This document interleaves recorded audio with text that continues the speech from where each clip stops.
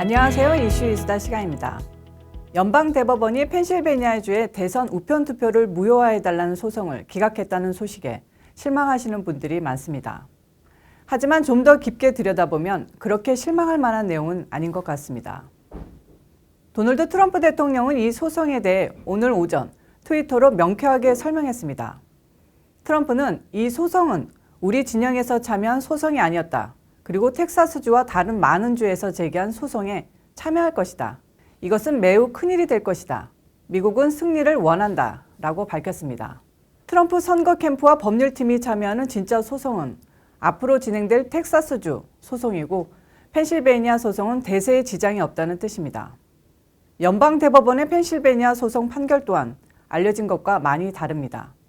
펜실베니아 소송의 쟁점은 주의회가 광범위하게 허용한 우편 투표의 위헌성 여부였습니다. 작년 10월 개정 이전의 선거법에 의하면 우편 투표는 거의 허용되지 않았으며 유효표 판단 여부도 매우 엄격했습니다. 서명이 없거나 기존 서명과 다른 서명이 있거나 선거일 이후 도착하거나 우편 투표일자가 빠지는 등 우편 투표 유효표 판단 기준도 지금과는 비교가 되지 않았습니다. 하지만 선거법 개정으로 이러한 하자가 발생한 우편 투표도 모두 인정하도록 했습니다. 민주당은 코로나 바이러스 사태 때문에 우편 투표를 확대하고 유효표 요건을 완화한 것이라고 주장하지만 중국에서 코로나 바이러스가 처음 발생한 것은 작년 10월경이었고 선거법이 개정된 것은 작년 10월이었습니다. 앞뒤가 맞지 않는 설명의 셈이죠. 결정적으로 이 같은 선거법 개정이 절차상의 심각한 흠결 때문에 위헌 소지가 매우 큽니다. 펜실베니아주 헌법에 의하면 선거법을 개정하려면 헌법을 개정해야 합니다. 다수의 횡포와 소수의 농간에 의해 선거법이 자주 변경되면 민주주의 정신이 훼손될 것을 우려한 까닭입니다.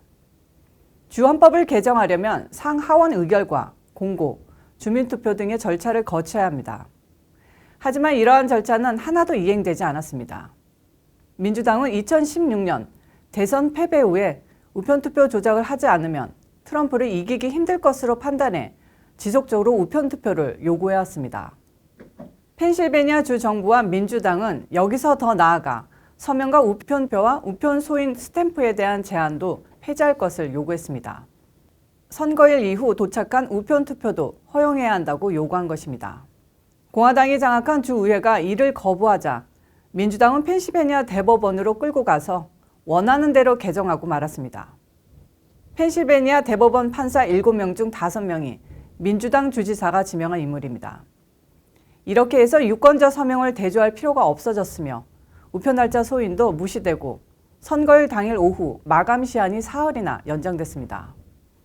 이 같은 조치는 연방헌법 제2조 규정 중 연방의회가 정하는 투표일은 미국 전체를 통틀어 동일해야 한다는 규정을 위반한 것이기에 위헌입니다. 펜실베니아의 공화당 소속 의원들은 이러한 쟁점을 들고 펜실베니아주 법원에 소송을 제기했는데 한 판사가 원고의 편을 들어줘 선거인단 구성 절차가 전면 중단됐습니다. 그런데 주정부가 곧바로 항소했고 항소법원이 원인 발생 이후에 소송을 지나치게 지연시켜 제기했다는 이유로 기각시켜버립니다. 이 소송은 다시 연방대법원으로 올라갔다가 패소 판결이 내려졌다고 알려졌으나 Application for Injunctive Relief, 즉 긴급 가처분 신청만 기각된 것입니다. 긴급을 요하는 소송의 경우 본안 소송과 가처분 신청이 동시에 들어가는데 가처분 신청만 기각되고 본안 소송은 여전히 펜딩, 즉 진행 중인 사안입니다. 연방대법원 입장에서 각 주의 선거인단 확정 절차에 방해가 될까 봐 가처분 신청만은 일단 기각하고 본안 소송에 집중하자는 취지입니다. 트럼프는 주류 언론이 연방대법원의 판결을 왜곡시켜 가짜뉴스를 양산하자 이 소송이 모두 끝난 것은 아니지만 설사 이 소송에서 내가 패배했다고 하더라도 진짜 소송은 지금부터 시작이라는 메시지를 던진 것입니다. 텍사스주 소송은 이전 소송과는 양상이 다릅니다. 트럼프 법률팀에서 줄곧 얘기해왔던 대법원에서 끝낸다는 메시지를 충족시켜줄 만한 소송입니다. 텍사스 대선에서는 트럼프가 이미 38명의 선거인단을 모두 확보한 상태입니다.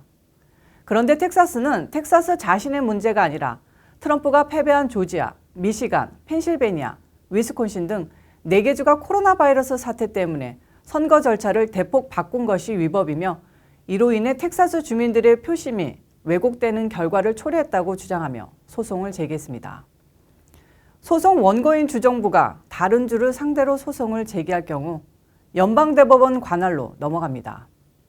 소송은 4개 주의 선관위가 우편투표 사기를 막는 데 실패했으며 헌법에 명시된 선거 구조를 합법적으로 준수하는 투표율이 줄어들었다고 주장했습니다. 의회를 거치거나 주민투표와 헌법 개정 절차를 통해 바꿔야 하는데 그렇지 않았다고 주장했습니다. 결정적으로 이들 주의 이 같은 행동이 결과적으로 텍사스주 주민들의 투표 가치도 심각하게 훼손시킨 결과를 초래했다는 것입니다. 법률 용어로 듀 프로세스, 즉 적법 절차와 이퀄 프로텍션, 즉 동등보호를 어겼다는 주장입니다. 소장에 기재된 구체적인 내용을 보면 4개 주에 걸려있는 총 62명의 선거인단 투표가 포함되지 않도록 하고 14일 예정된 선거인단 투표를 중단해 줄 것을 요청하고 있습니다. 일단 본안 소송은 시간이 오래 걸리기 때문에 제쳐두고라도 14일 예정된 선거인단 투표 절차가 연기되거나 중단된다면 트럼프 진영은 상당한 기회를 얻게 됩니다. 만약 62명의 선거인단이 전체 선거인단 538명에 포함되지 않고서 투표가 진행된다면 트럼프가 승리하게 됩니다. 루이지애나, 알라바마, 플로리다, 사우스다코타, 켄터키, 미시시피, 아칸소, 인디애나 등도 이 소송에 참여할 뜻을 밝혔습니다. 이 소송에 참여하고 있는 트럼프 법률팀의 조단 세커로우 변호사는 이번 소송이 모든 논란을 잠재우는 끝장 소송이 될 것이라고 단언했습니다. 세커로우 변호사는 연방대법원이 단순하게 텍사스주가 제기한 소송만 다루는 것이 아니라 다음 단계로 넘어가고 있다고 주장했습니다.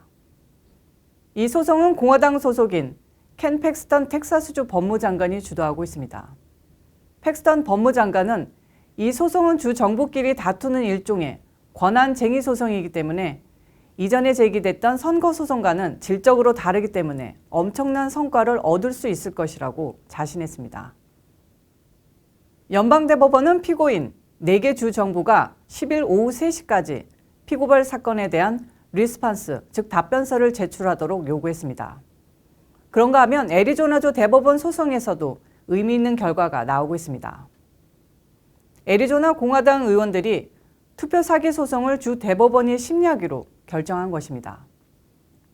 이 소송은 수천여 명의 중복 투표를 한 정황을 포착하고 마리코파 카운티 법원에 제기한 것인데 카운티 법원이 거절한 심리를 대법원이 받아들인 것입니다.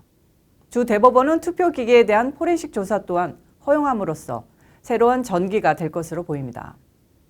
조지아주 소송에서도 중범죄 전과자 2,560명, 미성년 투표자 6만여 명, 미등록 유권자 2,454명, 타주 유권자이면서도 조지아에서 투표한 4,926명, 2개 주에서 투표한 395명, 선거 전에 조지아로 이주해 투표한 15,700명, 조지아주로 이사한 후 유권자 등록 없이 투표한 4만여 명, 서명이 틀린 3만여 명에 대한 증거를 제출하고 법원의 판결을 기다리고 있습니다. 미시간주 의회에서는 대선 부정선거 조사를 위해 청문회가 조직됐으며 도미니언 보팅 시스템 CEO에게 출석을 통보했습니다. 청문회에 나오지 않을 경우 정식 소환장이 발부될 예정입니다. 도미니언은 개표기와 관련 소프트웨어를 생산하는 업체로 미시간과 펜실베니아 등 28개 주에 장비를 공급해왔으며 이번 부정선거 논란의 중심에 서 있습니다. 지금까지 언급한 가처분 신청과 본안 소송은 올 연말까지는 결정이 날 것으로 보입니다.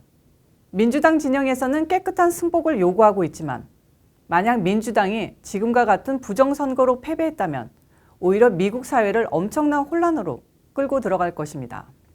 미국의 좌파 단체의 시위 동원 능력은 엄청납니다. 지난 5월 말부터 계속되고 있는 인종차별 항의 시위 규모는 상상을 초월합니다. 공화당 성형 유권자들이 점잖기 때문에 이 정도로 유지되는 것입니다. 그들은 어떻든지 간에 미국 사회의 법 질서가 유지돼야 한다고 생각하는 보수파 국민이기 때문입니다. 하지만 현 시점에서 이들의 인내심이 점점 고갈돼 간다는 점이 우려스럽긴 합니다. 지금까지 이슈 이스타였습니다. 시청해주셔서 감사합니다. 구독과 좋아요, 알림 설정 눌러주세요.